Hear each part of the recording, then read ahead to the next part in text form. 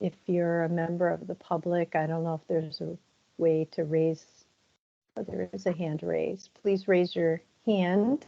Okay, it's a KM and I bet I know who that is. Oh, it's just Kathy. me, Kathy. Kathy, yeah, okay. Yeah, hi.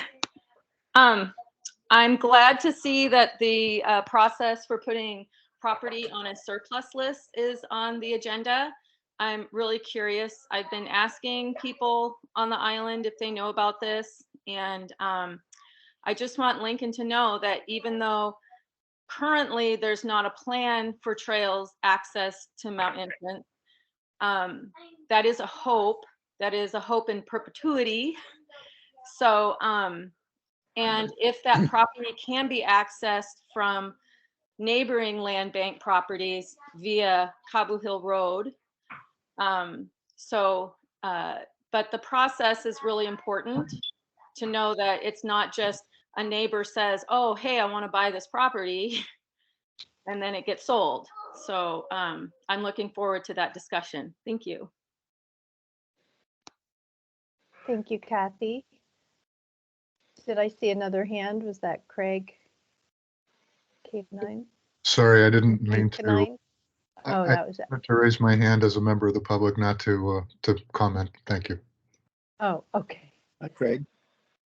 All right. Any other members of the public wishing to comment?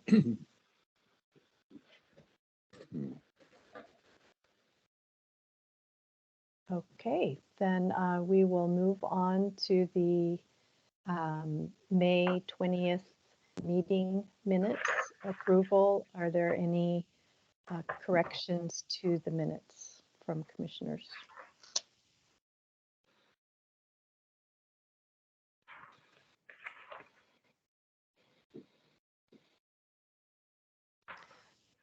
Okay, so the only clarification that I'd like to make, so I guess it would be a correction, is on it's related to the entrance mountain section. And sorry, my printer's on the fritz, so I didn't print it out. But basically, I had begun, I had mentioned having a public hearing, and then now that I have read the procedure, the hearing would be the county council, if the county council chooses to have a public hearing, but we can have a public meeting. And I think I was corrected during the May meeting when I referred to it as a hearing and was told it would be a public meeting. So the word hearing was used multiple times throughout as if we're having a public hearing, and I think it should be changed to meeting for clarity.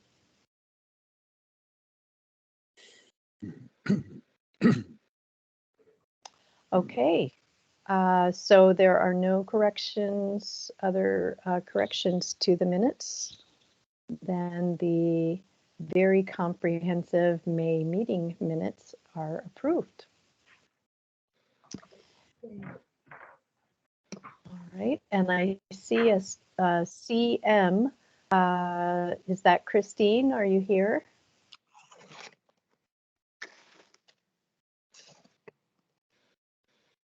Christine Minnie. Where you? There you are, in your car. Yes. Exactly where you should expect me Of course. to be. No less. I gotta tell you, I got stung right here last night, and I didn't think I was gonna be on with my face showing at all this morning by the way it looked last night, but you can't even tell now. It's very grainy, the video. You have 4 videos, so. All right. Council also update. in the woods. Yes, thank you. Okay. Are you camping or what's going on? I own property off island, far out Highway 20 in the foothills of the North Cascades, and that's where I'm at. Oh. So the San Juan County Council has discretionary funds generated by recording fees that go into a historic preservation funds program, and those funds are intended to promote historical preservation for historical programs, historical programs, which may include preservation of historic documents. The council is currently seeking proposals for projects to award the 2022 funds, and those projects may include acquisition or preservation of locally historic buildings and artifacts, developing and presenting locally historic programs or events, historical programs or events, performing research into local history. Applicants must be nonprofit or governmental that perform education, interpretive, circumstance, or preservative activities.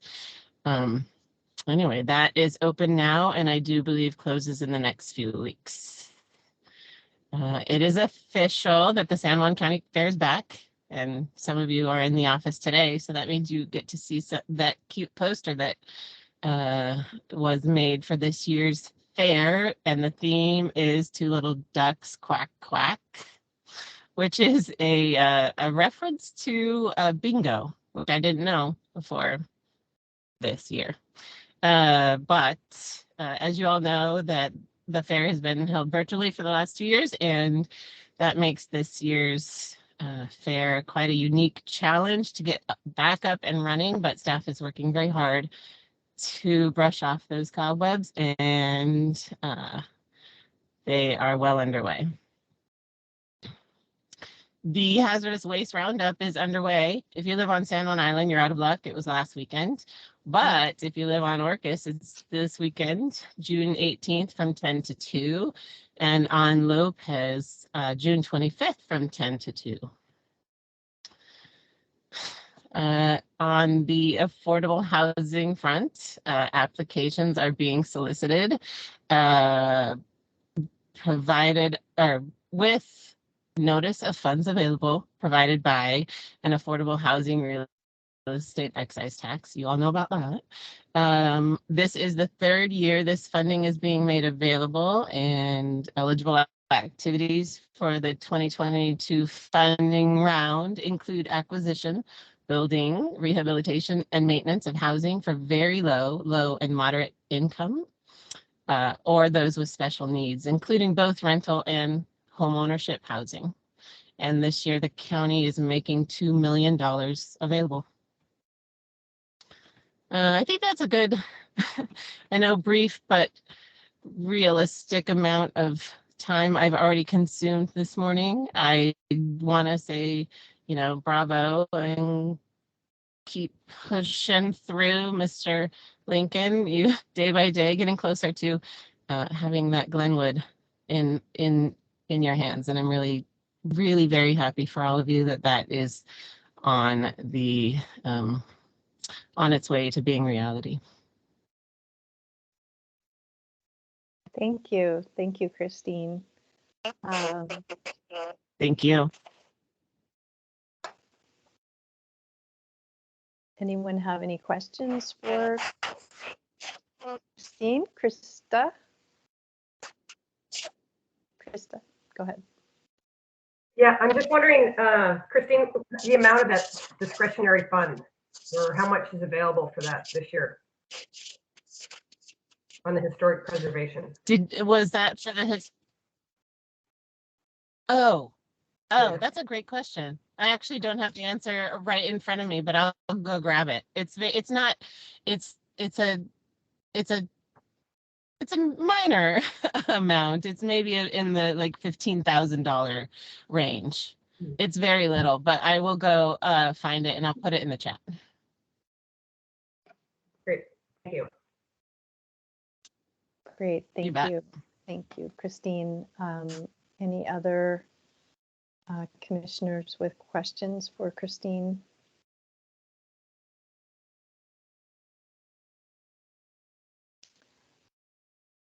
Okay, then. we will move on to chair and commissioner reports. Are there any commissioners? Excuse me one moment. I'm a member of the public and wanted to make public comment, and I came in when I just couldn't get audio, and I don't know if this is the public comment period or not. I just don't know because of, again, audio difficulties. So I just want to make a public comment at some point, and I'll just wait until you tell me. Well, why don't you go ahead and do that now? Please identify yourself so we can make a note. Fine. And, then go Thank ahead. you very much. My name is Scott McKay, M-C-K-A-Y. My address is 653 Crescent Beach Drive, East Sound, Washington. As the address implies, I am your land bank's neighbor on the east end of the Crescent Beach Preserve. We share common boundaries for uplands, beach, and tidelands. And I should say, I'm a really happy camper. In the 20 years that we've been neighbors of the land bank, it's just been a great relationship. We believe, my family manages our property with the same values. We do believe in public access. We believe in conservation.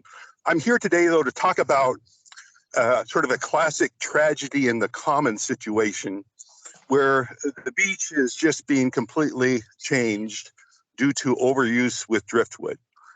When I was a child growing up on Crescent Beach, you literally couldn't see the beach because there's 2, 3, sometimes 4 layers of logs up on top that went all the way down to the tidelands. And there are actually, people find it hard to believe, but there was actually critters that lived in that drift pile, including some kind of species of mice, and then otters and mink used to use it. But I tell my daughter now, when we look at the beach, I tell her to enjoy it, because in 10 years, it's just going to look like a Seattle beach. And I don't know what your use data is, but you think if 10, 20,000 people use the beach a year, if every 20th person takes some wood, it's not going to take long. Now, I talked to Peter about this, and he thought it would be worthwhile for me to make some suggestions. I'm probably more pessimistic than Peter that anything can be done, but we are in the San Juan, so things can be different. What I was going to suggest that you people should try, and I certainly will assist you in it, is just a very limited, inexpensive public relations campaign, the kind of lawyers typically use when there's some high publicity case, but this would be cheap and real quick. And my suggestion is you do a PR campaign that consists of 2 very simple elements. First of all, for next 2 months, make some temporary signs with the land bank logo on it, and which says "Leave nothing, take nothing," including driftwood. And I think that signage, that's one aspect of what I suggest. And the signage is very important because, in my experience, the overwhelming majority of people will honor what signs say. And the other reason signs are important, when you get the occasional jerk, when you have a very clear sign there, you can just point to it and there's nothing they can say about it. So I would suggest that you do that. But then in tandem with that, and here's the second part of the PR campaign that's very inexpensive and easy, I would suggest that you draft a short 1-page, maybe 1 or 2 paragraph press release to release to the public, and just explain to them why you're putting those temporary signs on Crescent Beach. Remind people that it's a conservancy, leave no trace, and to invite people to help us keep the beach as it is. I've had some experience on our beach and our tidelands, again, a very high tide and high public use area. And I find that, if you enlist the public support, explain to them, I think that it can be effective. So I've suggested for next couple months that you put down some temporary signs, issue a short statement to the public. And the goal here is just to get the public talking about it. And I think that if members of the community understand the problem, I think that they'll help. That's all I had. If you had any questions, I'd be happy to answer them. Great. Thank you, Scott, for making us aware of that. I saw it mentioned in our stewardship report, but this was really good to hear from you, and I like your suggestions. So, Peter, are you there? Is Peter here? I am here. I saw Lincoln had his hand raised. Scott and I talked about this a little bit, and I mean, I think it's worth trying. I mean, I've talked to a couple of people over the years, beginning to take driftwood and got them to stop. But I think, yeah, some outreach might be worthwhile. Lincoln, what were you going to say? I was just curious. I know in the past we've had some issues with people pulling up with pickup trucks and loading them up with driftwood. And I'm not sure whether that's what's happening now or whether it's just individuals collecting, lots more individuals maybe collecting less wood. Do we have a sense of that? Lincoln Scott here. I can tell you that. Oh, I'm sorry. May I answer that? Yes. Yeah, it's both. In fact, there continue to be people that what they do is that they go along the beach and they throw logs up on along the shoulder and then come by in a pickup truck and pick it up later. And when I see that, I stop and I put the logs over. So that still happens. I don't think as much as it did happen, but there are, you know, the ironic thing is that there's very conscientious people that just will do it. You know, the other day there was some nice women that looked like they were from the kind of demographics that normally would respect Conservancy, that had one of those portable wagons just full of driftwood. So the other thing I should say is that it's not just limited to drift. People also, I've seen people take sand and gravel, and of course gardeners will love to take the poles for their gardens, and also occasionally have people take seaweed as well. Okay, thank you. Thank you, Scott. Any commissioners with a commissioner would like to make a report? Brian, did you have something to say? Sandy, this is Miles. Miles? There's no... Okay, go ahead, Miles. Yeah, so I just wanted to acknowledge some work on turtleback. I was at a arborist workshop yesterday near Seattle, and a really top researcher was talking about a planting experiment for Gary Oak establishment at Turtleback on the preserve there, and it was good to hear both that there's cooperation and collaboration with some research institutions, and also that that work is being done. So I just wanted to thank Peter for I guess leading that, and the outcome was that if you're going to plant Gary Oak, use a lot of wood chip instead of fertilizer for anybody that does some home planting with their trees. So yeah, I just want to just let it be known that some of the work that's being done on the preserves is getting out there, that information is being spread and useful, and it's a good alternative use of land bank property. So just want to acknowledge that. Oh, great. Thank you, Miles. Any other commissioners with something to report? All right. Then we will move on to Lincoln, Director's Report. Well, very good. So first up is the Glenwood Inn project, which we are picking up momentum on quite rapidly and expecting to close on Tuesday. We went through the resolution hearing last Tuesday. Frankly, that was a little bit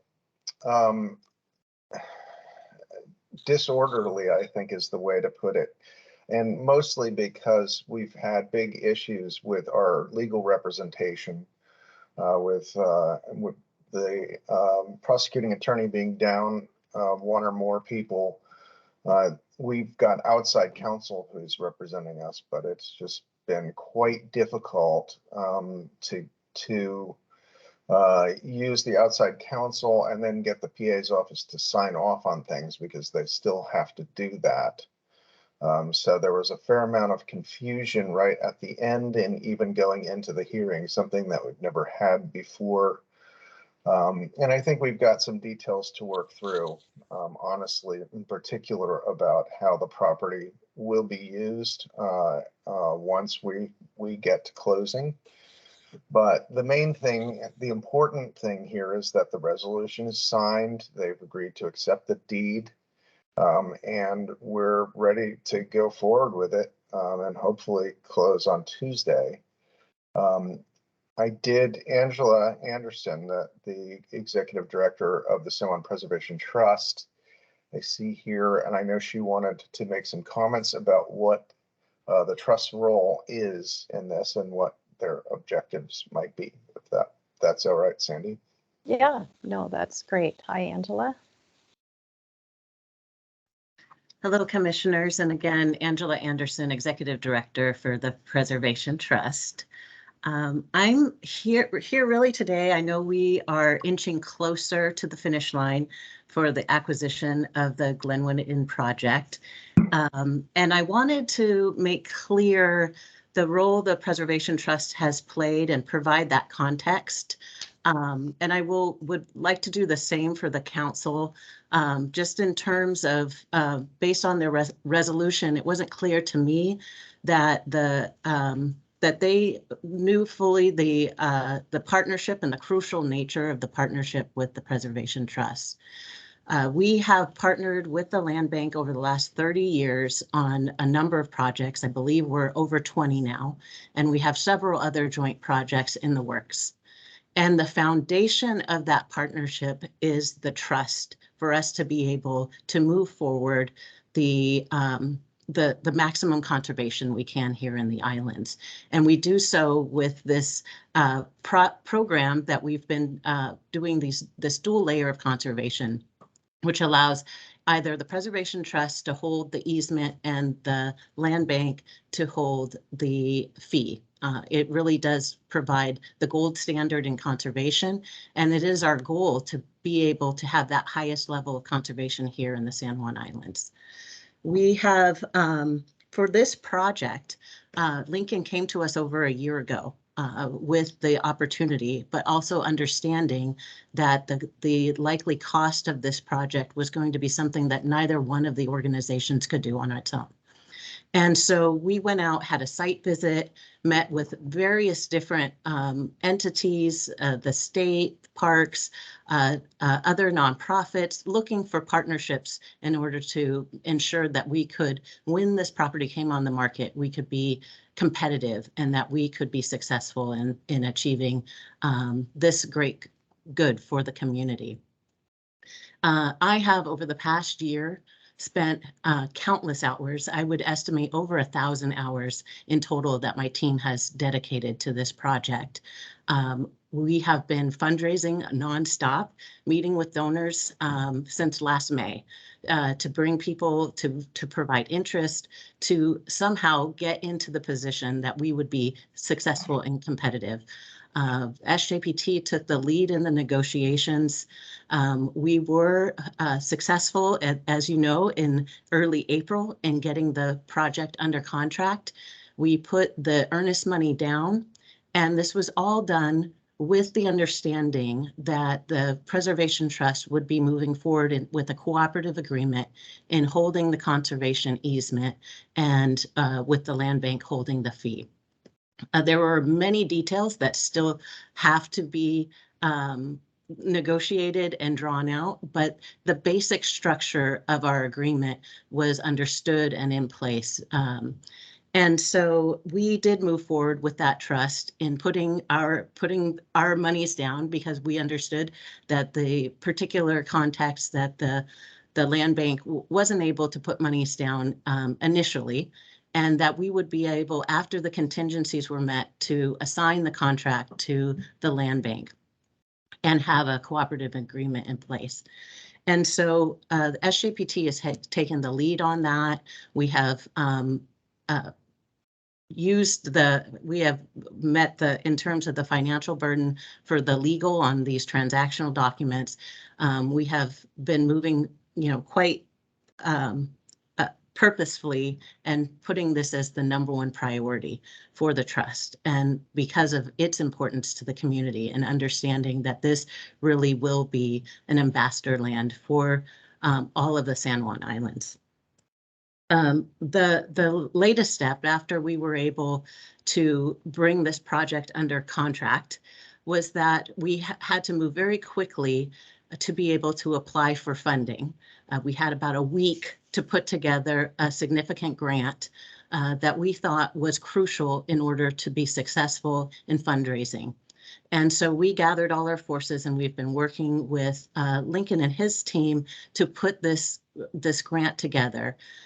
We put the preliminary grant together about 7 days after we were under contract.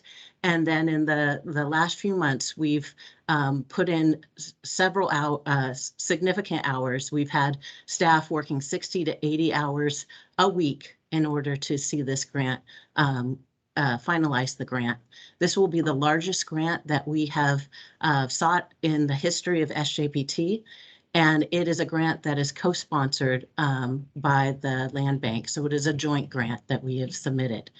The grant lays out in much more detail than our cooperative agreement what the structure of the eventual conservation easement would be. And that was done specifically because that was all that we could do in terms of the timing.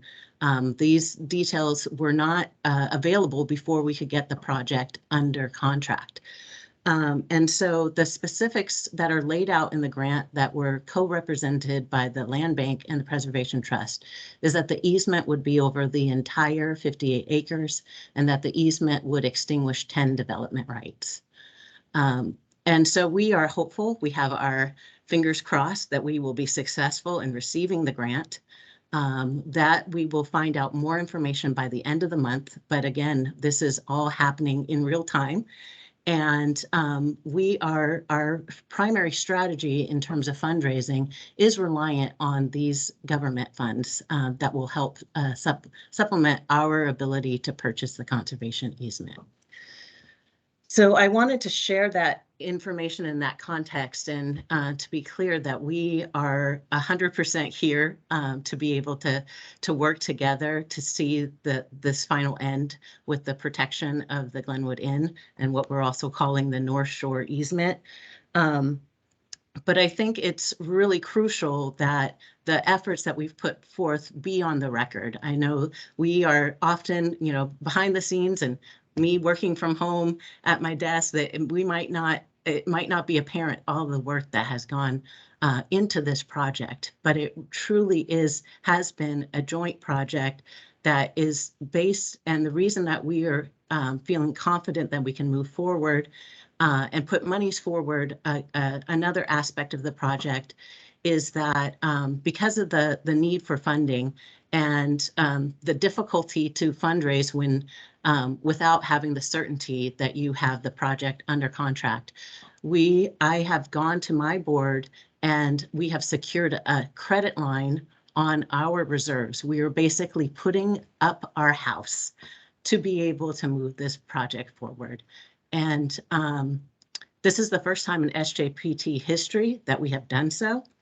And we are doing so without the security on the property based on the trust that we have built over the 30 years with the Land Bank. And so I wanted to ensure that that was understood from the commission's point of view, as well as the council when understanding just the importance of this partnership and the degree and extent of work that has been put in place in order to make this project a reality. Wow, that is comprehensive. Thank you so much for sharing all of that background. Very helpful, especially to any new commissioners. Mike, I don't know if you were quite aware how the two organizations work in tandem, but that the lowdown you just gave was very impressive. And it also shows that this particular property has really risen to the has broken some barriers for you. There's been several firsts. It sounds Yes. like you have really reached far and wide. Brian, you have your hand up. Yeah, Sandy, had you finished? Yes. Hello? Yeah. Yes. And Angela, I just wanted to say thank you publicly. I think that all commission are well aware of the trust's partnership role, not only in the Glenwood Inn property, but in many other recent acquisitions. And that's great. I mean, the old truism, we couldn't have done it without you, and we couldn't do it without you is especially true here. I don't know whether members of the public were aware of that, but I didn't realize that you had put your house up as credit for it, and that's amazing. That's fantastic. We did see your press release, I guess, a couple of weeks ago in the in the various media, and I think you got a little ahead of the land bank in that one, and I suggested to staff, and I will suggest to you and Craig too, that in instances like that, we coordinate better and do joint press releases so that both of our names are out there to represent that partnership. But anyway, just wanted to say it's great working with you as always, and thank you very much. Preservation Trust. Thank you, Brian. Thank you, Brian. Any other commissioners have comments or questions for Angela? It looks like Miles, do you have your hand up? Yeah. I can't. Looks like that. Miles with your hand up. Negative. Negative. Oh, it's Okay. it's a optical illusion there. Mike. Yes, I'm not able to figure out how to put my hand up with Teams, so I'll just wave at you. Angela, I'm new on this committee and this commission, and very excited about being part of this team there. And I really appreciate you coming here today to explain in more depth the relationship and the way the Preservation Trust looks at it and all the effort you've put in. And it's been very helpful to me to give me a much stronger background and understanding the partnership that we have. And I look forward to more of these opportunities as we both face the challenges we're going to be facing with the economy and how that affects our capacity to do things. And it's good to know that we've got a lot of experience doing this together, and we have a good partnership. So thank you very much.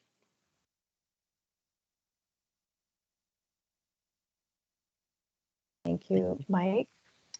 Any other commissioners with a question or comment for Angela? Okay. Well, I'll jump back in.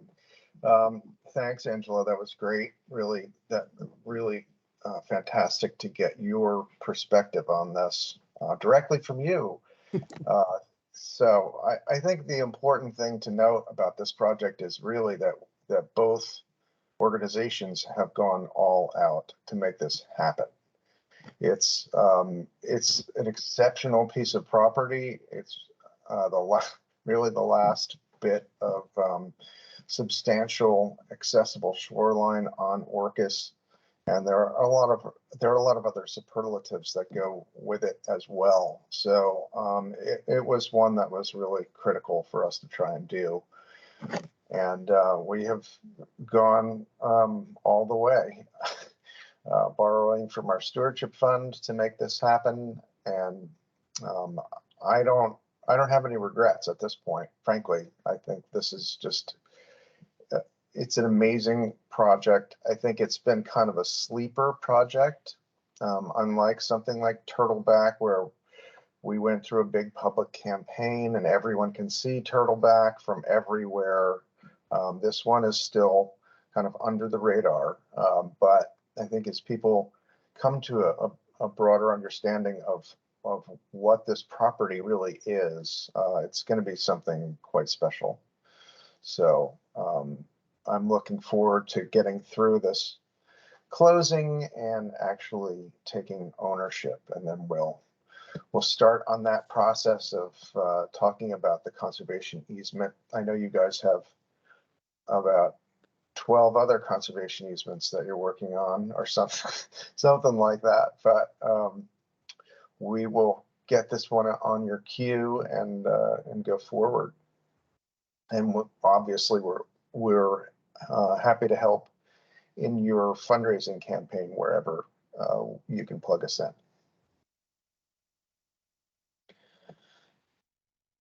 Thank you. And we will continue to be working on the fundraising. And for us, the important aspect of that is being able to be clear, whether it's in our grant representations or with our donors, specifically what we're fundraising for. So that's the importance of just having that understanding of what the agreement is moving forward.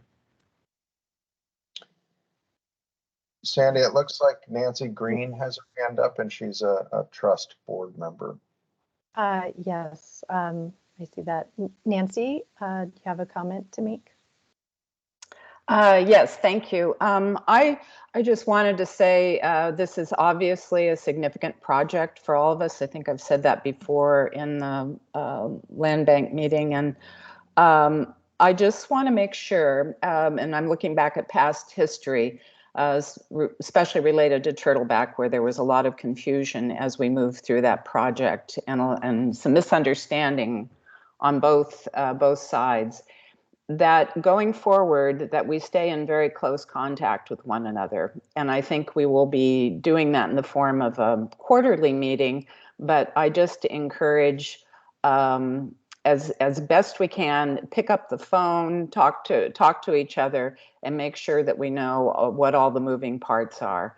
I watched the county council meeting from Wednesday, and I was just kind of surprised, and I realized a lot of that was, again, as Lincoln had said at the beginning, the legal sort of group coming in and trying to make things right from their perspective. But it was really, I think, hard for me personally to watch, knowing all of the hard work that not only that the trust had put in, but also the land bank just kind of be moved aside and kind of rejiggered into a resolution. And I know there is a lot of negotiation ahead, and I think it will all be good about all of this, but I just want to make sure that we do stay in good communication. Thanks. Thank you, Nancy. Okay, Lincoln, do you want to continue with your director's report? Sure. Yeah, I think just to close that one out, we've got a few more details that we're working on. There are a couple of septic systems on that property, and one of which is going to be repaired. Hard to say what's going to happen with those, but it's just a pre-closing thing that needs to happen. So I think we're in pretty good shape, bringing it down onto the deck of the aircraft carrier on Tuesday, and hopefully we'll make that happen and it will close. So I can move on. I'm going to skip over Entrance Mountain for a second here and talk about the Hauschka Katy Mountain piece. This is another one where we've had issues with the PA's office about the structure of that deal, where it is seller financed. And there was an issue about whether we could use a deed of trust as a government entity. And that we reconfigured the agreement to try and deal with that issue, but we are dependent on Chicago Title to actually close some of these transactions, including this one. And they were not willing to close without a security instrument on it.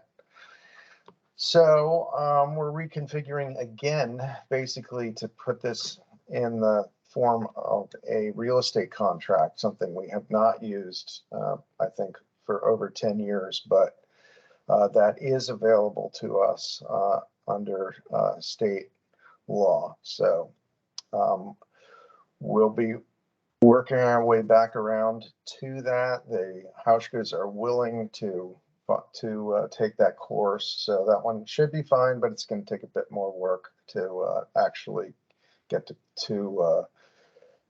get it through the door. If we're doing the real estate contract, that means basically that the closing may be pushed off for the contract period, which could be multiple years, but we will take possession of the property, and a lot of details to be worked out, but I think we'll get there. It's just been a lot of surprises, basically. So moving up to the Entrance Mountain resale, potential resale, I think we can.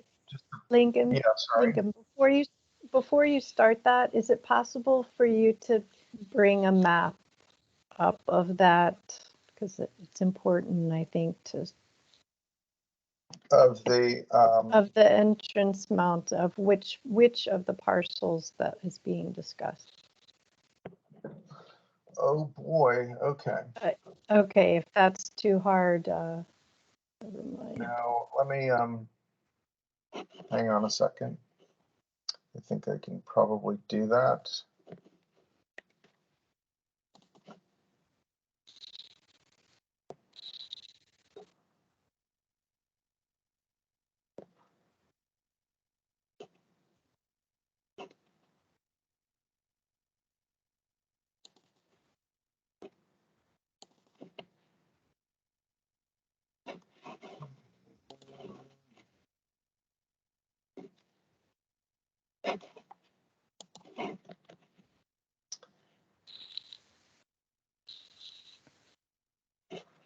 I'm sorry, I'm not finding a map, but what I can do is just pull up a Polaris. I think that will be good enough here.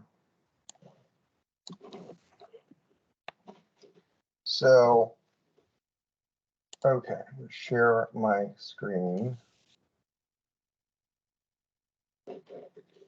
Yes.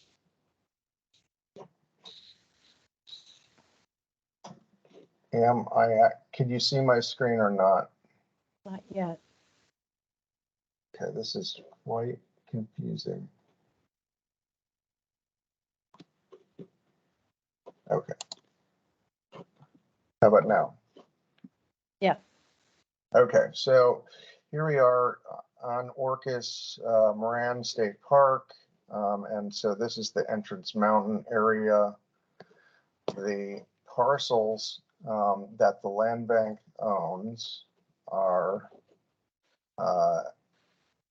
oops, let's try that again.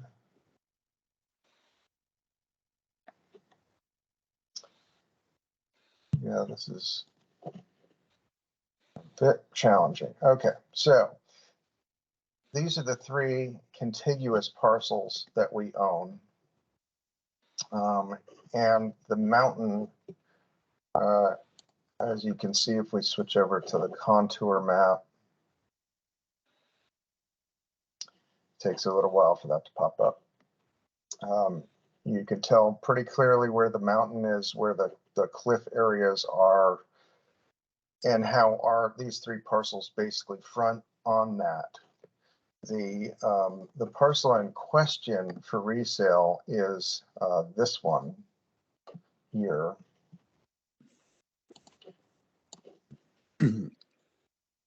So it's not contiguous to the others.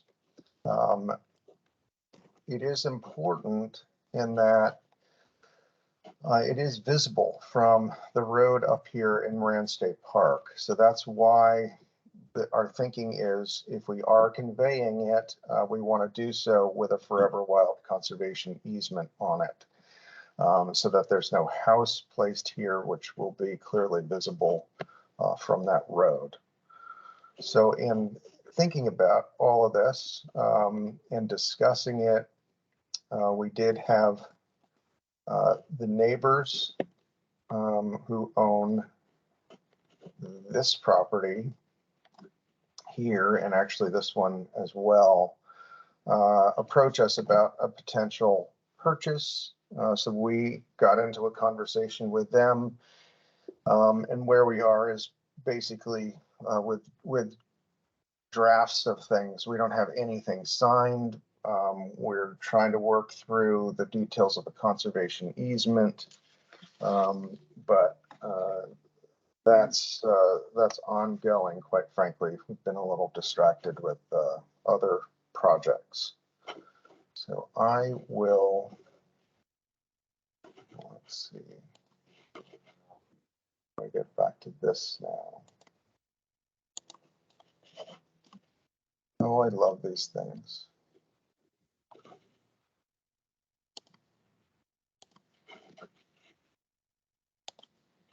Okay, so I'm out of sharing mode, right? And the road, Cabo Hill Road going up there is a private road. It is a private road. So that's made things quite difficult in terms of providing public access. That's really the only route up there. And there's just not a very good situation to make that happen. The neighbors, the whole neighborhood has not been supportive of the idea of public access. And so if we were to proceed in trying to create public access, we'd have a lot of work to do, and I don't know whether that's possible. The other thing about this property is that it's quite steep, and it has a lot going on in terms of ecological significance. So if we were to provide public access to it, I think we'd have to do that very carefully.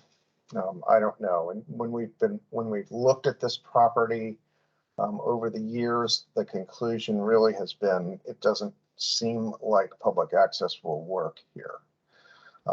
However, we can continue to talk about it. Are you talking about the 10-acre piece, or are you talking about the rest of entrance, the other parcels? The 10-acre piece has never been really on the table as far as public access or anything because it's not contiguous. The trail would not go through that property or anything along those lines. It's completely separate. So what I'm talking about is the rest of it that we're retaining. You have the memo about what we need to do to resell land bank property. And so I don't know if you want me to go through that, but the process is basically one where the Land Bank Commission makes a recommendation to the council, and then the council goes through a series of steps, including a public hearing. And we need to make sure that we're selling it at or above market value. And what the type of the sale is, that's another thing the council determines. In this case, it would be a direct sale as opposed to an auction. Before we even start down that road, I think it's important for us to know whether we can come to agreement with the neighbors on the conservation easement. If we can't agree on those terms, then I think this probably is just going to recede into the background for now, because I don't see any real possibility of putting this on the open market or anything along those lines. It's just very hard to imagine anyone but a neighbor, honestly, being interested in this property where there would be a Forever Wild easement on it, and it's on a private road. Hard to really see that happening. So that's kind of where we are. The next step would be to see if we can work through the details of that easement. We do have some significant differences there. If that happens, then we will have the property appraised so we know what the value is, and we'll proceed with the commission making a recommendation, and we will take that to council and have the conversation at council about what's happening. I think it's probably advisable if we are going to proceed with this to put out notice to the public so people have a clear understanding of what's happening. If there are people who are really, really interested in acquiring this property, aside from neighbors, they would have that opportunity. Not sure what else to add to this one. So we had talked about a press release. And are you thinking now that, and I know that you were out of town and had Glenwood and have other things going, are you thinking now that if there's issues with the conservation easement agreement, that to forego the press release until we know whether this is even something realistic that's going to move forward? Yeah, I think if we can't really agree on those terms, then the neighbors will withdraw as potential buyers, and the commission needs to talk about whether it wants to move forward with this or not. Okay. If you all still want to move forward, then I think that's the time to get the word out to the public. But it may be that this just isn't going to happen at all. So it didn't seem like it really made a lot of sense to do a press release if the deal just isn't going to happen. Lincoln, this is Miles. I have if you wouldn't mind just reviewing the reason for putting it out as resale, just since we're talking about it, if it was the cost of management that was going to be too high, or if it was the generated revenue from the sale, if you wouldn't mind just covering that again. Sure. I'm sorry. I'm sorry. Go ahead, Sandy. Would you mention the initial acquisition proposal? Thank you. Yes. Okay. Yeah. So when these properties were purchased, and they weren't all purchased at the same time, but this one was, and two of the other ones were, the commission made allowance for a potential resale of all of them, really, putting conservation easements in place to try and limit the impact of any building up there being in view of, Entrance Mountain's in view of a lot of things. It's on a heavily traveled ferry route.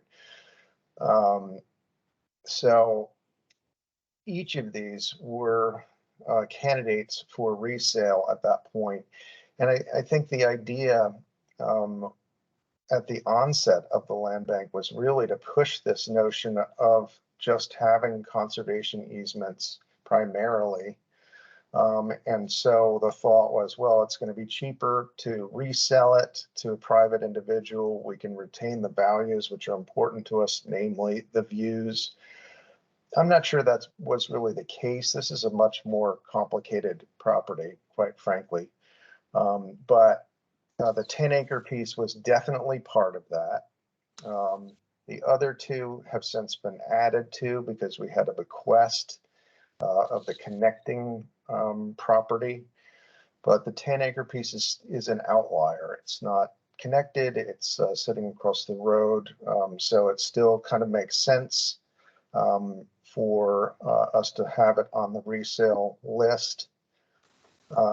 We certainly can maintain the conservation values if it's in private ownership with a Forever Wild conservation easement.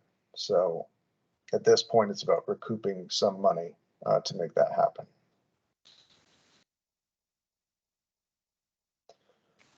Thank you. Did that answer your question, Miles? Yeah, that's good. Thanks, Lincoln. Yeah, I do think it's important to note that these resales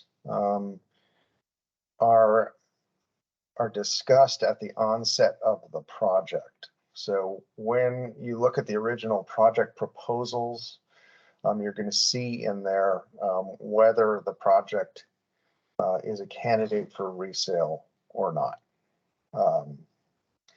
In other cases, the commission has gone back and pulled properties off of that list. We have sold some, but we have not crossed the boundary of purchasing a property and then reselling when there was no discussion of that in the project proposal. Okay, thank you. Krista? So Lincoln, when you say they are eligible for resale, is that the conservation buyback program specifically? Is that what you're saying? So when we strike these agreements, that property or any potential property is then part of or listed as a conservation buyback property. Is that right? I mean, yeah, you know, we've had a kind of loose list of those properties. It's not like we maintain a list and we're steadily fielding inquiries on conservation buyer properties. We only have a few of them, honestly, at this point. But yeah, that's the idea, for it to be resold with protection in place to conserve the values. In this case, the primary value is the view from the public road, and wanting to make that view of a pristine mountain, basically. So just to digress, just sort of the other properties that we have that are currently in that or would qualify for that program, do you think there are pieces on there that, given our recent real estate climate, might be attractive to a purchase and maybe should be out there, or are they all limited to where there can be no development on them, and so it's unlikely that someone would buy it just to walk around it? Yeah, the only other one really that's out there is the Anderson property on Cattle Point Road on San Juan, which is a 40-acre piece across from Fraser Homestead Preserve. When that property was purchased initially, the idea was there's a ridge that runs down the middle of it, north to south. And if we restricted development to the other side of that ridge, it would maintain that view from the road up onto the property. We really haven't proceeded with that. We have talked about that one quite a lot. We've had some drawings done. I've actually had potential buyers out on it, and nothing's really come to pass. But we could resurrect that one. I think it would be worth the commission really talking through.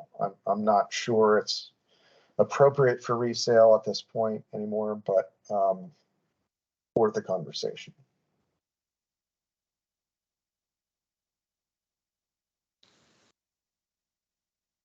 Okay, thank you. Any other commissioners with questions for Lincoln?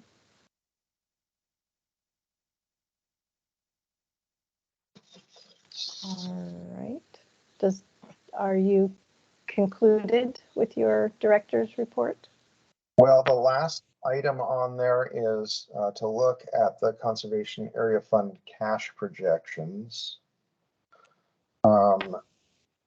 So I don't know, Aaron, do you have the ability to pull that one up? Yes, I do. Give me 1 second. Hold, please. Should we announce our new call?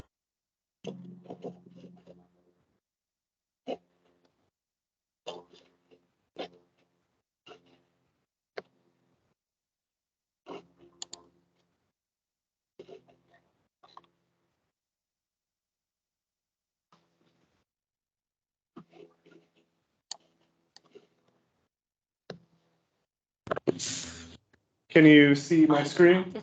Doesn't matter. Yes. Good thought. So this is the top half of that chart. A lot of people did. Basically, what we're looking at here, and the reason we do this projection is to think about where we are with various acquisitions and expenditures, and look at the impact to the bottom line, so to speak, the cash flow. So a few things on here that you can see right off the bat. One, that the REIT projections are conservative.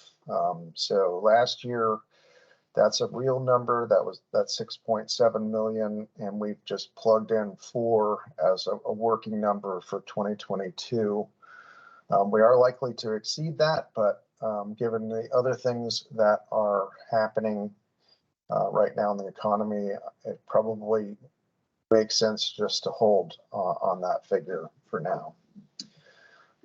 So going forward, we've got quite a bit of expenditures, acquisition expenditures, which you can see in this line, the acquisition costs line, number 19. So that reflects everything that's on the table, including Glenwood and the Higgins property, which we already purchased this year. So we've just got quite a bit in the queue there. The impact of those purchases is one thing. We also have a few that are scheduled to stretch out over time. Those are the Hauschka properties. And we also have potential repayments for Glenwood down the road too. If you look though down at that ending cash balance line, that's really kind of where the rubber meets the road.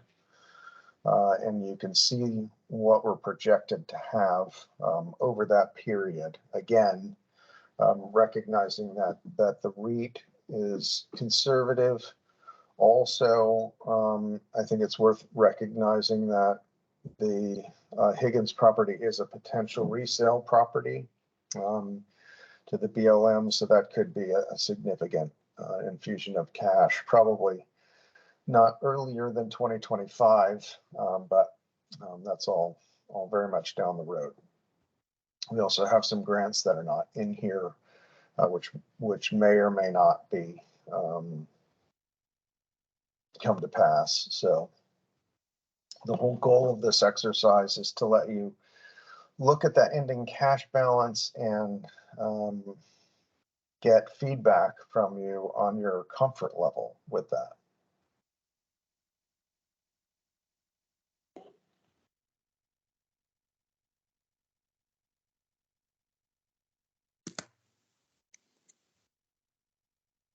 You scroll down, Rob. Sandy, it's Mike. You're muted, Sandy. Thank you, Mike. Go ahead. I was looking at the REIT schedule, Lincoln. When was the last time we had a recession? Was that back in 2010? 8, 9, 10? Yep, 9, 10. And I was looking at the REIT numbers from 2010 to 2013. And they're under $2 million. I wasn't involved in this at that time. Then they started to climb into the 2s and 3s and stuff. Yep. Was there anything unusual about the environment that we were in at that point other than the recession? Was the REIT percentage the same, et cetera, as far as the tax? Are those numbers that would be good analogs if we actually do enter a recession? Well, I think that our top REIT number back before that in 2005 and 6 was around 4 million. So that was the very top. And obviously we're way beyond that now in terms of 2021 and 2020. So I think the context has changed quite a bit. And one of the reasons for that, obviously property values are up. There are also a lot more properties that have been developed. And so they're just much more valuable. And when they sell, it just brings in a lot more money.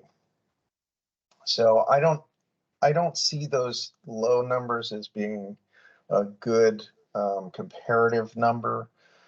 Could we end up in the 3 million range? Yeah, that's totally possible, I would say. That would be quite a drop. But I also don't have a crystal ball, so. Right. So do we, now Sandy, you're a realtor, is that right? Correct. Yeah. What is the, and I hate to be, I don't want to overdwell on this because we got some time, presumably, because there's some lag, I'm sure. But what is the current view of the market, so to speak, the real estate market, and you know, in the direction it could be heading or might be heading, or what are you hearing? Be nice to hear that. Well, as far as what's happening on Orcas, our sales are up because inventory is up, and that was a limiting factor for a long time. Prices are still extraordinarily high. I just had several properties with multiple offers still. So the market is still strong, even though there probably are some who have stepped back hearing about rumblings of recessions. The prices have gone up so much that it's still a lot of cash buyers. It's a different market, so it's not necessarily completely driven by interest rates. The fact that interest rates are going up, there's buyers where that just doesn't matter. So I think in terms of we could see, I think this year is going to continue strong because I think we're coming into a more balanced market. Let's put it that way. I think we would hit a more balanced market before we would go down into a buyer's market recession. Last time when the recession hit or the market crashed, 2008, we had a bit of a lag. I don't have those REIT numbers in front of me, but I remember as a realtor, there was a time period where it felt like we were insulated. So Seattle and the Puget Sound region, I think, lagged behind other areas of the country, and then we lagged behind Seattle. So there was a bit of a foreshadow, you know, it didn't just drop off here immediately. There's different things at play here now. A couple of things that are different is we have reliable high-speed internet, and there's as the world crashes and burns, we still are looking like a good escape place for a lot of people with means to do so. So it's really hard to say, Mike. I don't know. I always remain cautious. I think his 4 million projection is good. I feel comfortable with that as being a conservative number. And then if I start to see major things happening, I would let you know. But I think now we have more inventory to burn through, and the prices are still high, and so our REIT is going to be high. Well, I appreciate that, and I'm less concerned about 4 million this year than I am concerned about trends going forward. Right.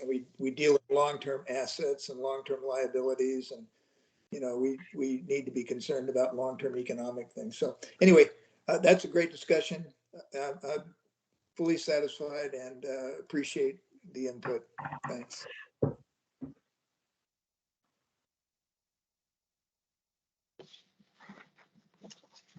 Any other questions for Lincoln, who on my screen is frozen? Yeah, Sandy, I have a question or a comment about the bottom number there. It was the ending cash balance of 2.6 that increased slowly to just over 3. I can't see the numbers anymore, but it ended in 2026 around 3 point something, which seems like that 3 million mark was where our target was for what we wanted to have in reserve. And so Lincoln's question was, how comfortable are we with those numbers for that ending cash balance? And it's not ideal, but it's within range. And if it recovers, I can't predict the real estate market or REITs, but if these projections are what we have to go on now, then I would say that yes, that I'm okay with these numbers, and I think that it would it's not that far a variation from what our original target was or what we've had in the past. Krista? I would say that looking at those numbers, I feel like what I'd be watching in the short term is on Higgins, whether or not the grants that we are hoping to be awarded come through. And I think that's something we would learn in the next year or so.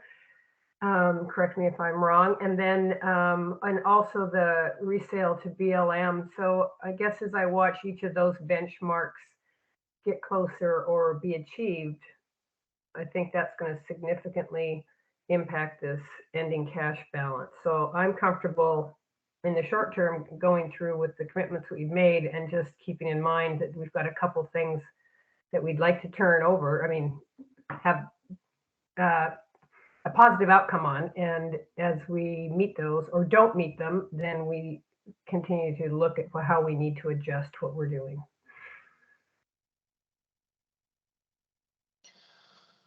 Okay, thank you. Any other commissioners with questions or comments?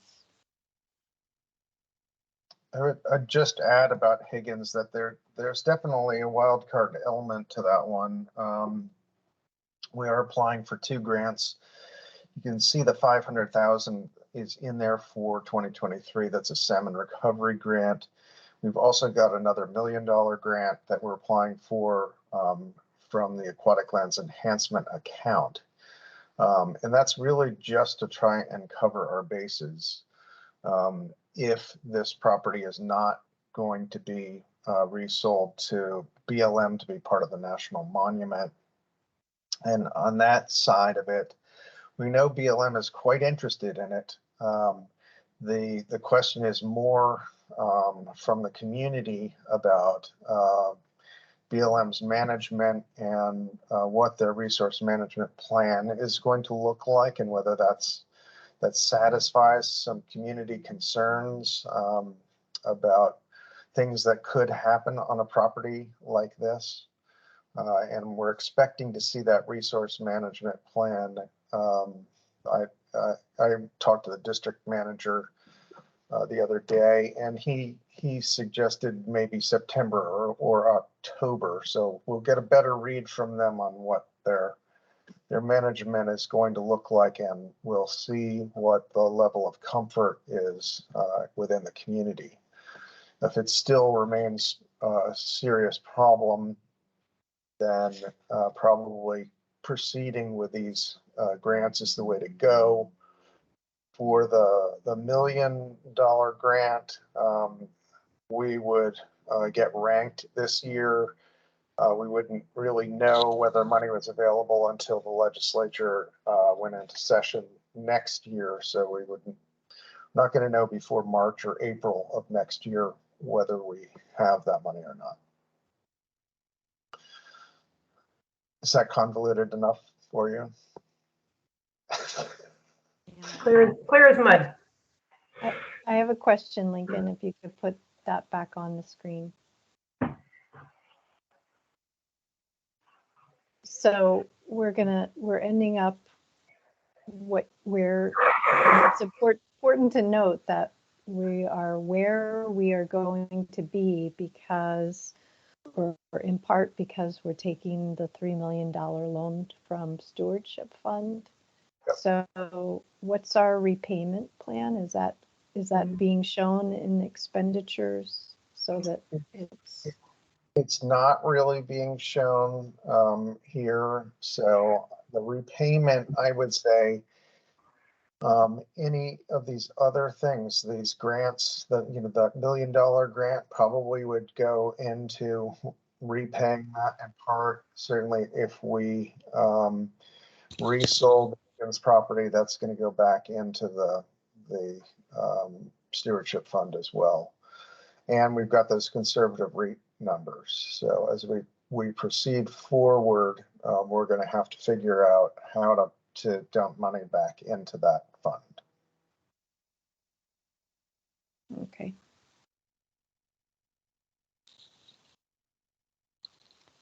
All right. Any other questions or comments for Lincoln? I have a quick one. This analysis you're showing us, Lincoln, is consistent with the, at least the starting point, consistent with the amended 2022 budget. Right. Yep. And do you mind sending that out to us? I thought I might have gotten it before, but I can't find it. So you could send that schedule out to me or to the commission. That'd be helpful. Thank you. Okay. I thought you all had this. Is that not correct? You may have said that. I can't find it. It's more probably my problem. Okay. Yeah, we approved it at the last meeting. Yeah, Brian, no, the amendment I have, but I don't have this analysis that goes out 5 years. Oh, wait a second. Oh, I do. I'm sorry. Don't send it. I got it. I found it. Appreciate it. hey, Brian. Cindy, if you were looking for a round robin consensus of commissioners on the budget, I would just say that going back to Lincoln's wild card analogy, there are lots of wild cards out there, and there are wild cards in everything we do. I mean, not only the fact that we're involved right now in several of the biggest acquisitions that the land bank has made, but that those are riding on partnerships with the Preservation Trust and with the contingencies of grants that we really hope will come through. And certainly there's the wild card of the economy in general, which we talked about. And the biggest one, of course, is our REIT renewal, which is coming up in a couple of years. But my feeling is that significant properties don't come around twice. Property is, as you say, there's a lot on the market. Property is getting bought up like crazy now. And everything that we do involves an element of risk. So I guess that's a long way around of saying that I will agree with Miles' statement that we are pretty close to the $3 million conservation fund balance target that we've traditionally set. And under the circumstances, from everything that any of us can see, I feel okay with that.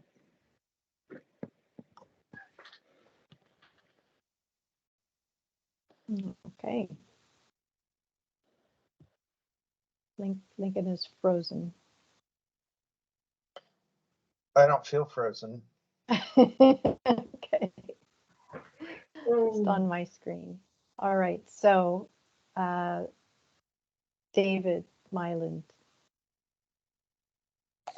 Can you guys hear me? Yeah.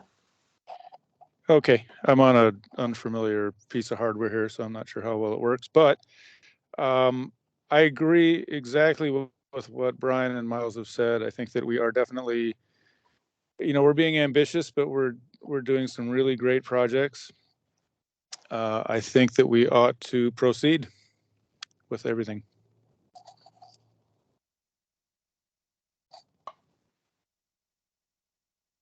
Okay. Thank you, David. Was there someone else with their hand up?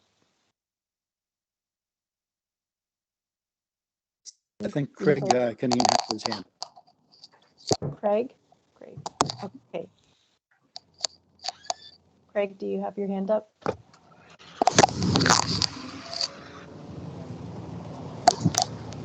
think it might be. Looks like Krista does. Oh, Krista, that's another CC. No, I do not. I think Oh. it's just remaining. Yep. Yeah, sorry. I do. My bad. All right. Somebody That's should CC. mute. Somebody should mute the traffic noise. Okay, so I think we didn't hear from Jim, but I guess no news is. Hey, Sandy, it's Tanya, and Jim's Yes. having issues with his mic. He's listening, Okay. but you can't, you can't see him and you can't hear him, but he is there. Okay. All right. Okay. Sounds good. All right. So there you go, Lincoln. That's the read from the commission. Great, thank you. Okay. So we're going to take a break until 10:10. See you back at 10:10. Good. Thanks, Sandy.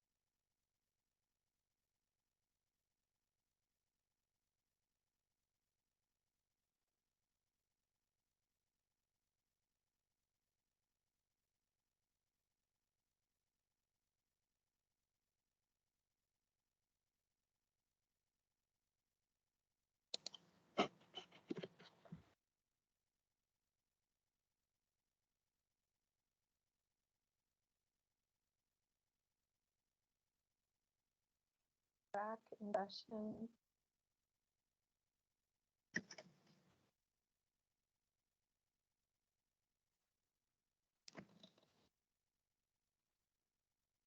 What?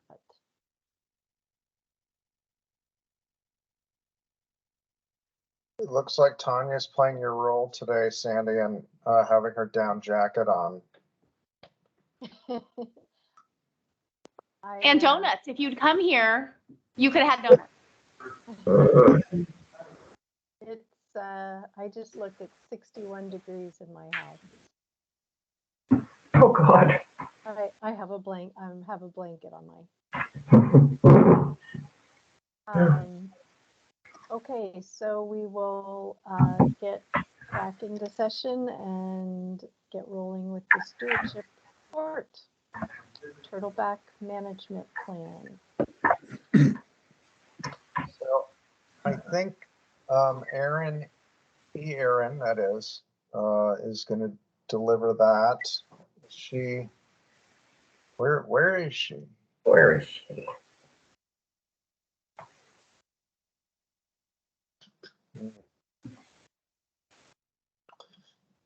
Well, there she is. Turtleback Management Plan. Hi. Hi, Erin. Just a brief summary. Well, we just wanted to provide an update for the commission that we got 13 individuals that provided written comments on the plan.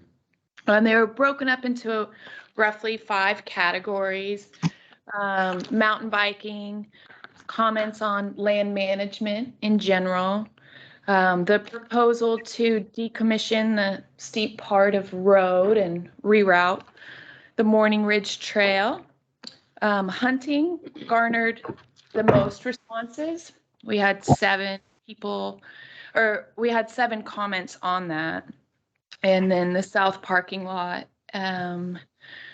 modifications, and the new trail on the addition area.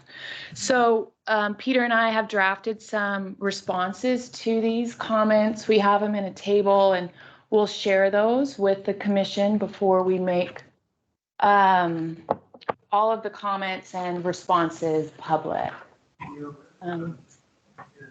I don't know if you have any questions. I could provide more detail, but we did just want to make sure we provided an update. Sounds good. Anybody with questions? Brian? Yeah, Erin, my question is, how many of those comments raise issues which will require significant public and commission discussion when we have the public hearing on the plan? I don't think that any of them will, really. I think we can do a better job of, hunting in the plan is just proposed, and that we will have public meetings on that in the future with WDFW. So I see that as something further down the line when we become more prepared, but not. Do you have a question, Brian?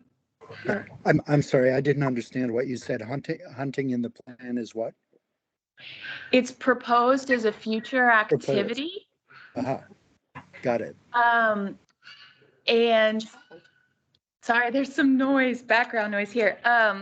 But what we proposed is having future public meetings and working with WDFW and setting up a hunting program. So that's Right. not, yeah. Okay. There will be future discussions on that, but otherwise, I don't think there needs to be much discussion.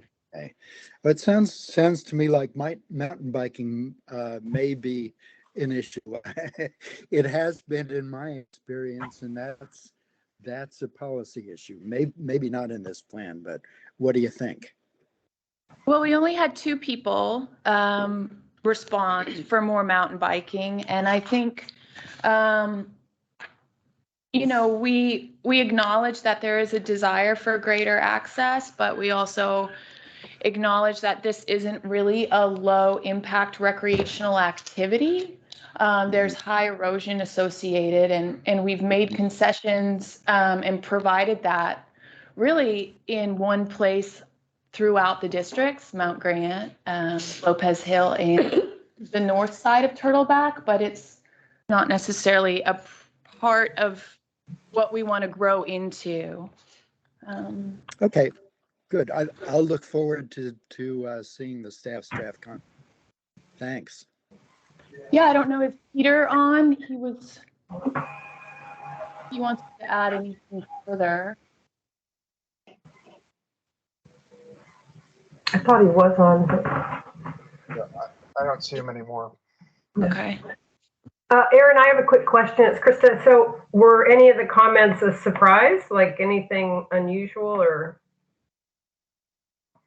No, you know, there was kind of a little flurry about hunting. Initially, the hunting comments were very positive, and then all of a sudden there was a bit of a upwelling, and it turned out that somebody had posted on Facebook and raised concerns that garnered more response. I think, you know, with the virus, there's been a lot of questions about, well, how many deer are left, and is it appropriate to propose something like that? And in talking with other biologists, conservationists, the thought is that it's actually more of an effective tool now than it was ever before because the population was so high, and that it is also a pretty important tool in trying to protect some of the conservation values of these properties. But I guess your question was surprise, and I would,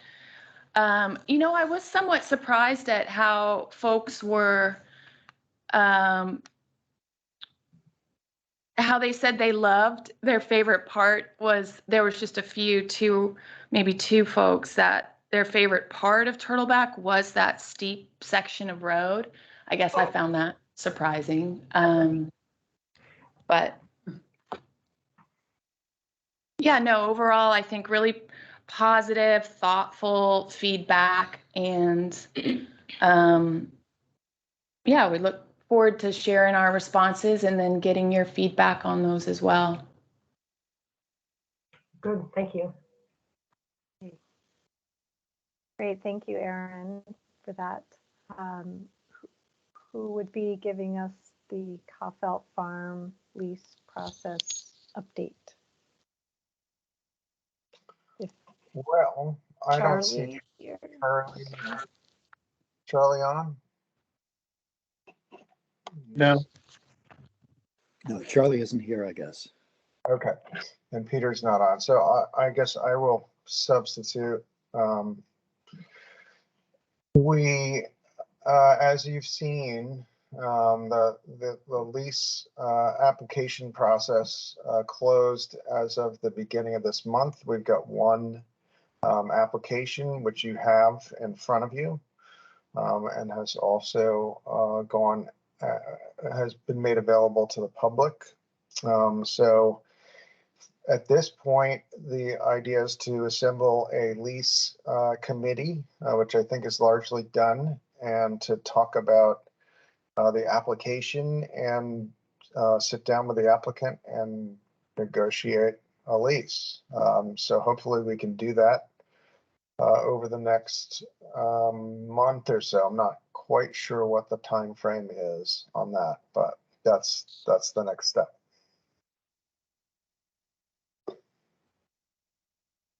Does I have a question on the lease term.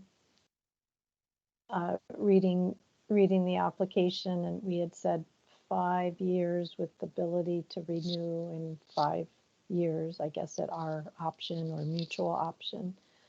And I thought the applicant made a good case for a 10-year lease. And we've heard that from other farming professionals that longer leases are better for the the land as well. So I'm wondering if the lease committee has the ability to do that, or is that something that we would need to discuss among the commission as Well, I to think whether that- or not we wanted to do that? Yeah, well, I think the committee should definitely talk that through, but it's going to have to come back to the commission. Okay. And then ultimately the council is their decision. Right. Okay. All right. Sandy, this is Miles. Are you looking for any feedback on the proposal, or do you want to wait until the committee discusses it and then have a discussion about it? I just had two thoughts about a couple thoughts about the proposal that might come up in discussion. I don't know if this is a good time to say that or not. I think, go ahead.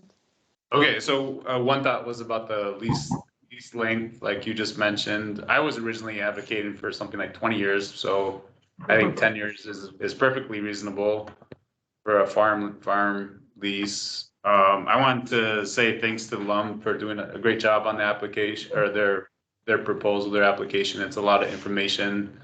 I'm sure it took a lot of effort to do, so thanks to them for being very thorough with that. And then the other thing that might come up is there was they mentioned in there that they were either proposing or interested in, I guess, being credited some of the monthly lease for the work that they might do on behalf of the property. So that would be something I would be curious of, again, as a negotiating point, whether or not that amount of whatever is 2,000, whatever that's the monthly rent, if that is negotiable based on the work that they might put into the property. So I don't know, it's something for the committee to think about. Krista? I would agree with Miles on my appreciation for these two reports, or both the business plan and the farm plan, and then they're just the detail to the application. So I think I might possibly be sitting on that committee, and I see a couple of things in here that should be able to be discussed by them. The first one was a comment made early in the application about financial support would likely be necessary to cover costs of the program. This is for soil enrichment or protection. So there is some comment in there by the LUMs, and I think it bears discussion. If we have certain soil requirements being made that we discussed, and I think that was part of some of the original language back in one of those documents, that we discuss reimbursement or sharing costs on soil testing, monitoring, etc. So that I see as a potential thing that may be coming up. And I agree with Miles. There's comment in here on page 8 of their form for the reimbursable services, and I would like to get clarity from John Kane or somebody, because way back in the day I thought we were told we can't reimburse them for things, or we can't do something. So if this is going to come up for discussion, it would be great to know actually what we can do or what we can't do. And then the expansion of their dairy infrastructure, they talk about that, and the upgrading of the milking facilities. So to me, I'm just kind of looking at long-term, if that's a big capital expense. I guess at some point we have to have some discussion about any capital improvements. Do they stay with the property and the farmers reimbursed, or what? So I guess it depends on the level of their investment into those infrastructure things, how it's depreciated over time, but that should be something that the committee can look at and discuss. They make reference to some of their work with local food and tourist type activities, and so I'm going to recommend to them they look at LTAC for some of that, even small event funding. They should be able to qualify if they're engaging tourists and residents in joint activities where that brings those two groups together. LTAC's all about people making friends, so that might be a good idea. And otherwise, I'm looking forward. I'm just kind of zipping through this. Oh, and they make one comment about compost and that the surplus is sold. And I'm just kind of wondering if we have surplus, why we would have surplus if we're in the process of trying to really rehabilitate some of that soil, that they wouldn't be using all of it. But that's just a kind of a curiosity question. So looking forward to being on that committee. Thank you, Krista, and thank you and Brian and whoever else is on the committee for the work you're going to do, have done and going to do. David. Okay, great.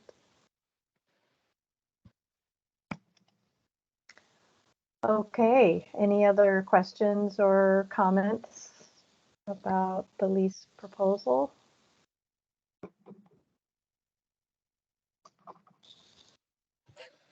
It's very well done.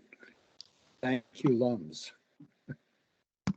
Agreed. It was very comprehensive. I really appreciate the effort. Let's see where we are.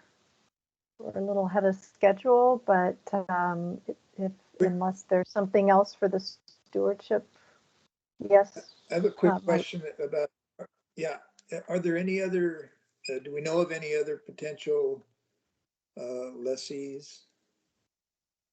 Or is this probably going to be it? It was at the end of this month they can submit their, okay. Last month, June 1st. Last month. Oh, okay, Yep. so this is it. Okay, great. This Thank is you. it. Yep, no, this is it. We advertised it as widely as we could over a pretty long period, and here we are. Well, I was really impressed with the detail, with their experience, with their plans going forward. And so I think we're fortunate to have them as an applicant.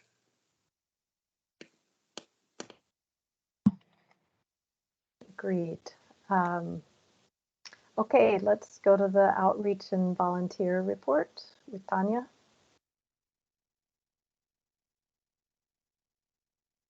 Okay. Oh, let's see. What time is it? 10:27. So let's see. I don't know if everyone got the newsletter in their inbox, but that went out, that dropped yesterday.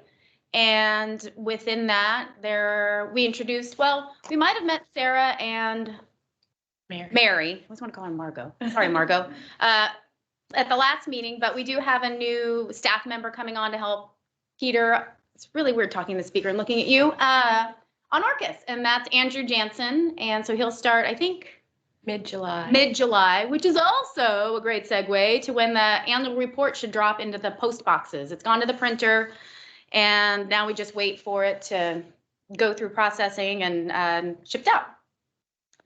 We had, let's see, over the weekend, there was a weed pull at the west side. Shauna led that. Thank you, Shauna. Had some great volunteers and people I think that will be coming back.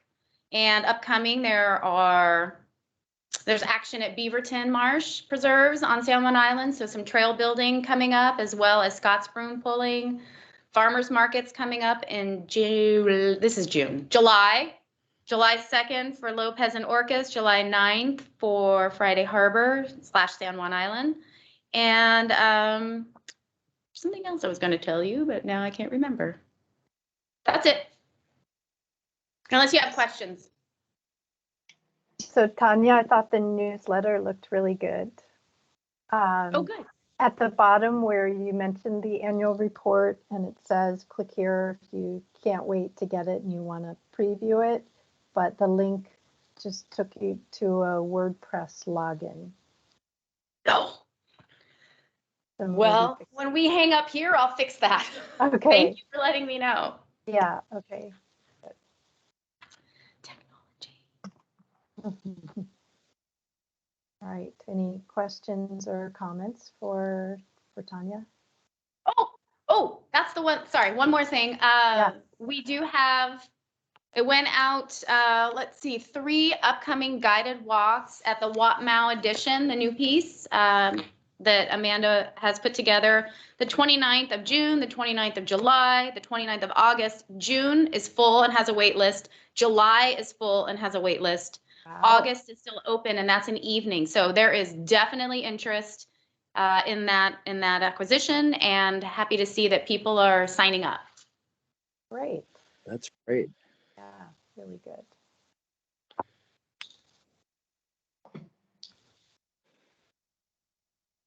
Okay, where are we? We're at future agenda item placeholders.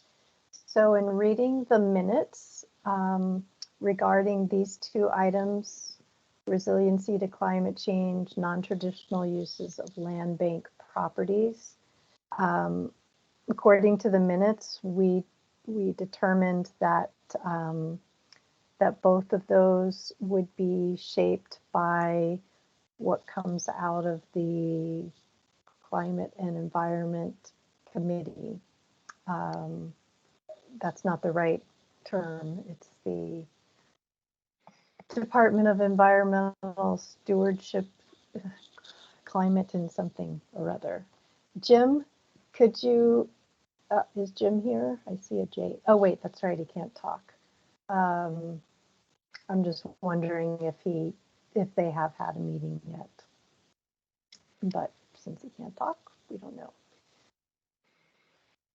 So I would propose that we do not have those on the future agenda item until we get some recommendations out of that newly formed committee to see how land bank lands fit into the overall plan.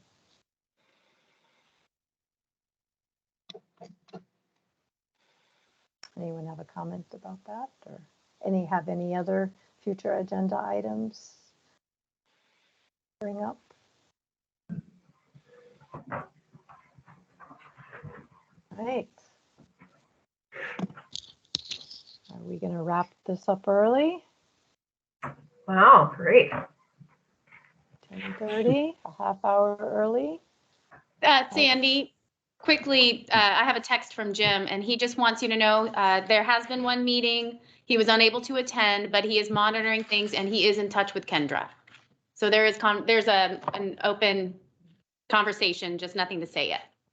Okay, great. Tell him thank you. Okay, everybody. Well, Brian. Sandy, yeah, I would mention one thing that in the minutes, it was mentioned that the again, I'm going to muff this title too, but new, I guess it's the tourism or visitation plan that Department of Environmental Stewardship is doing. And it mentioned the land bank and the level of support for the land bank, and also support for securing, I guess it mentioned a goal of securing 30% of the county's land in open space, not just land bank, but multi-agency public open space by 20, I want to say 2030 was it? 30 by 30. Okay. Which is great. It's a great goal, and glad to see that support. It was also, well, I'm not quite clear if the land bank has a direct role in that process, in the tourism visitation plan. Maybe Krista can answer. Well, her hand up. So, and she's attended the meeting, so maybe you have an answer, Krista. Well, on that particular topic, I'm not sure what our direct role is. The meetings that I've attended have all been open to the public and then island specific. They do play not fast and loose, but they were attributing goals to the land bank that I haven't seen in our mission statement or made manifest on any of our agendas. But so I think in terms of any official participation, now that those meetings have ended, I don't know. I'm going to reach out to Kendra because just for personal interest, I'm curious as to what the next steps in the process are and when the next opportunities for public comment will be. And I'm happy to ask her if they're, and maybe they've reached out to terrestrial managers on their own. A lot of those people were contacted when some of the initial surveys were done a couple of years ago. In fact, I think they were the motivation for the first survey. So to answer your question, I don't really know specifically if the land bank is serving a role. Obviously, they haven't contacted Lincoln as far as I know, so I'd say no. Well, great if you can ask Kendra that question. Sure. Well, And then I do talk to Kendra a fair amount, so we actually have that figure we have batted around a little bit. The 30 by 30 figure, which is conceivably possible. The other one, the 50 by 50, is never going to happen. So. But it has a nice ring to it. And then I'll lower my hand. My only other comment was not related to this, but it was just to express my appreciation for the sheriff's log reference in the stewardship report, because that opening paragraph was entertaining, and yeah, I think it was fun. Having looked at our overall budget projections, it's hard to imagine how we can get to 30. If the county is at 16% right now, but yeah, it is a question of how you measure. So total, including nonprofit conservation lands in ownership, is about 18%. If you look at the conservation easement properties, it's going to be significantly more, but the question there is what is actually protected on those conservation easement properties, since some development is allowed on a lot of them, and in a lot of cases only a small portion of the property is actually protected. So calculating that figure is much tougher. Got it. Okay, so I'm sorry, just looking at messages. I see Kathy, you have your hand up. I just have three thoughts about the Mount Entrance property before you go into it. I'm gonna hold, okay. Hold, I don't have hold. to, but okay. Yeah, let's have that. Please, it would be great to send an email that I could share with everyone, and then that's going to be an ongoing discussion. Maybe we'll have more update. But yes, please do share your thoughts, but let's not go to it at the end of this meeting. Okay, great. All right, with that, the meeting is adjourned. Thank you, everyone. Thanks, Sandy. Good job. Okay.